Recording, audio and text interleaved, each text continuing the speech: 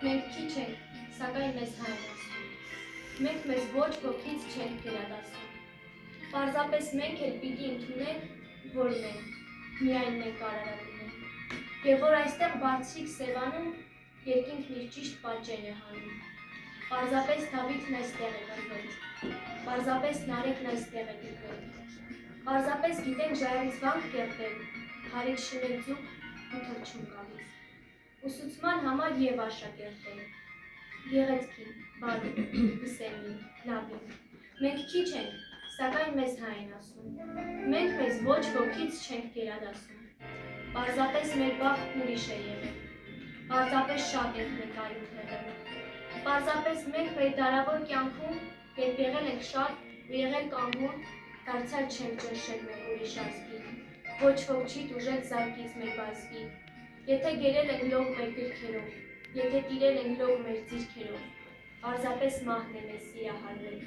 իսկ մենք ինքնակամ նրան չենք տրվել, ու երբ ճարահատ մեր հողն ենք թողել, ուր էլ որ եղել, որտեղ էլ հասել, ճանաչել ենք մենք ամենքի համար, շինել ենք կամուրջ, կապել ենք կամար, ամենտեղ հերկել, հասցրել բերքեր, ամենքին տվել մի քարած երգեր, պաշտպանել նրանց հոգևոր ցրտից, ամենտեղ թողել մեր աչքից ցոլանք, մեր հոգուց մասունց ու նշխար սրտից։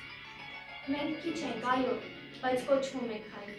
գիտենք դեռ չանցած վերքերից տնքալ, բայց նոր խնդությամբ ցնծալ ու ողջվել, բարեկամին դառնալ աջակից,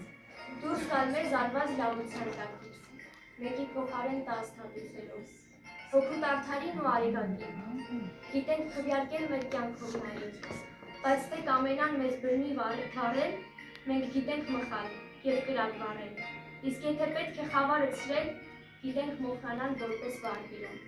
և գիտենք նաև մեզ կրքում սիրել, բայց ուրիշներին միշտ էլ հարգելով, մենք մեզ ոչ ոքից չենք գերադասում,